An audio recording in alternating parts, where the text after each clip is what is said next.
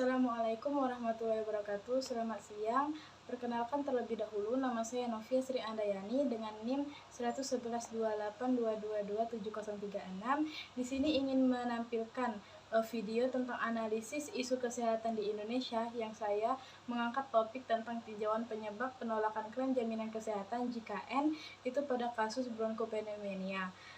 Nah, adapun penelitian yang dilakukan di dalam jurnal yang telah saya angkat itu mengacu kepada permasalahan kasus bronkopneumonia yang ada pada Kota Semarang, di mana kasus ini menduduki peringkat 10 besar terbanyak penyakit dan menjadi salah satu masalah utama kesehatan bagi anak-anak.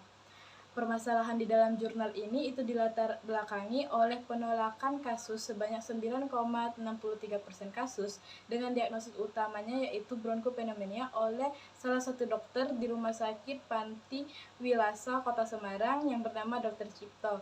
Tentunya penolakan klaim jaminan kesehatan JKN ini itu pada kasus ini bukan tanpa sebab. Nah, adapun tujuan penelitian yang dilakukan yaitu untuk menjelaskan penolakan pengajuan klaim atas kasus dengan diagnosis utamanya bronkopneumonia di rumah sakit dalam pelaksanaan BPJS Kesehatan. Dengan sampel yang diambil pada penelitian ini yaitu kasus penolakan yang terjadi di Rumah Sakit Panti Wilasa pada Kota Semarang. Perlu kita ketahui sebelumnya, itu pemerintah Indonesia telah mulai menjalankan program jaminan kesehatan nasional itu pada awal tahun 2014 dan mengacu kepada Peraturan Menteri Kesehatan Nomor 28 Tahun 2014 tentang pedoman pelaksanaan JKN.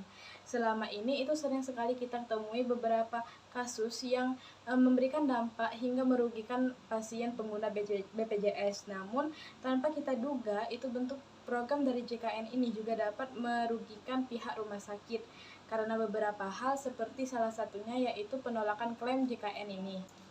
Klaim rumah sakit terhadap BPJS Kesehatan itu apa sih?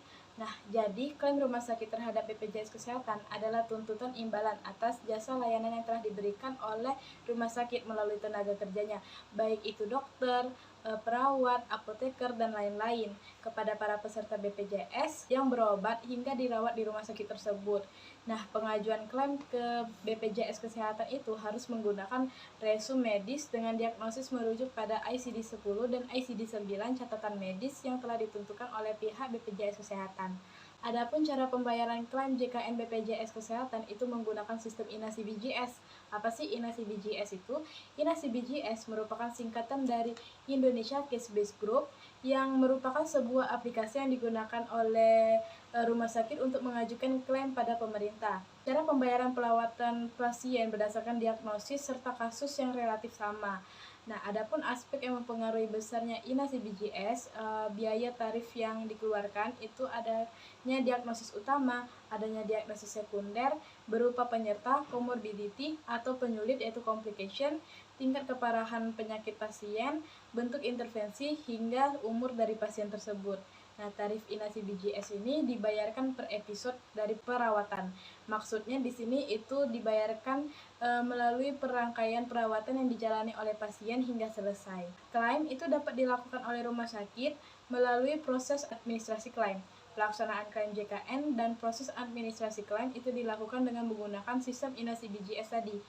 Nah, administrasi klaim dalam INASI BJS ini adalah rangkaian proses penyiapan berkas atau dokumen pelayanan yang diajukan dengan pengajuan klaim oleh rumah sakit kepada pihak BPJS Kesehatan tadi.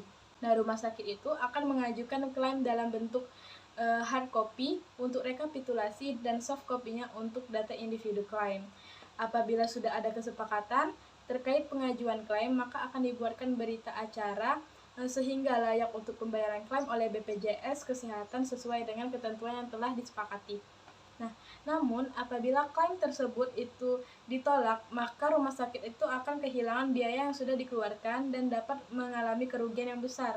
Klaim ditolak dapat menyebabkan kerugian bagi rumah sakit, khususnya itu rumah sakit milik pemerintah, karena pada rumah sakit milik pemerintah itu paling banyak menerima pasien dengan jaminan kesehatan BPJS. Pada jurnal penelitian ini itu tadi menyinggung pada diagnosis bronkopneumonia.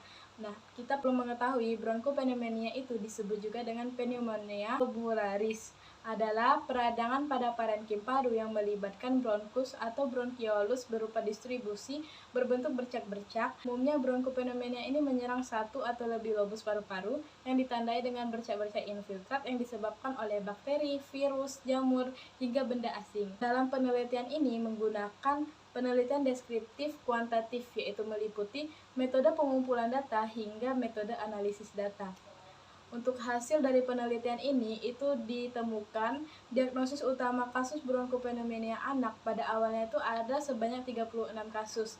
Namun setelah diverifikasi oleh BPJS itu diagnosis utamanya bukan bronkopneumonia. Pada klaim diagnosis utama bronkopneumonia yang ditolak itu sebesar 33,33%, mengalami perubahan diagnosis utama menjadi ISPA dikarenakan menurut pihak BPJS pada pulmo itu tidak terlihat infiltrat dan gambaran itu cenderung kepada arah TB paru. Sedangkan diagnosis yang ditetapkan oleh dokter itu adalah bronkopneumonia dan menjadi penyebab pasien tersebut dirawat. Nah, diagnosis dokter ini tidak sesuai dengan ketentuan dalam panduan manual verifikasi inasi BGS, maka diagnosis utama dari dokter tersebut tidak dapat ditegakkan untuk klaim BPJS, atau dengan kata lain itu ditolak oleh pihak BPJS Kesehatan. Baiklah, setelah mereview sedikit dari jumlah penelitian yang saya angkat, itu saya dapat mengelompokkan ada 3 penyebab dalam jurnal penelitian ini sehingga terjadinya permasalahan, yaitu yang pertama, kesalahan dalam mendiagnosis keadaan sakit seseorang oleh dokter yang tidak sama dengan diagnosis yang telah diverifikasi oleh BPJS Kesehatan. Lalu yang kedua itu setelah dilakukan penelitian didapatkan beberapa hasil, yaitu pulmo tidak tanpa infiltrat sebanyak 38,89%, gambaran TB paru sebanyak 16,67%, pulmo tenang berarti tidak ada indikasi sebanyak 2,78%, hasil ronsen gambaran bronkitis sebanyak 13,89%, hasil ronsen gambaran bronkiolitis sebanyak 8,33%, dan tidak ada tindakan foto ronsen sebanyak 19,44%. Lalu penyebab yang ketiga itu kesalahan dalam memasukkan kode diagnosis yang tidak lengkap dan tidak tepat. Adapun beberapa peraturan yang dapat kita singgung dalam jurnal penelitian ini. Yang pertama, Peraturan Menteri Kesehatan Nomor 28 Tahun 2014 tentang pedoman pelaksanaan JKN. Lalu yang kedua, Kemenkes Republik Indonesia Nomor 440-Menkes-SK-12-2012 tentang tarif rumah sakit berdasarkan Indonesia Case Based Group atau INASI BGI. Lalu yang ketiga itu pasal 35 ayat 1 Undang-Undang Nomor 29 Tahun 2004 tentang praktik kedokteran dalam huruf D dalam menegakkan diagnosis. Dan yang terakhir itu Peraturan BPJS Kesehatan Nomor 4 Tahun 2016 ayat 1 tentang petunjuk teknis penyelenggaraan koordinasi manfaat dalam program jaminan kesehatan.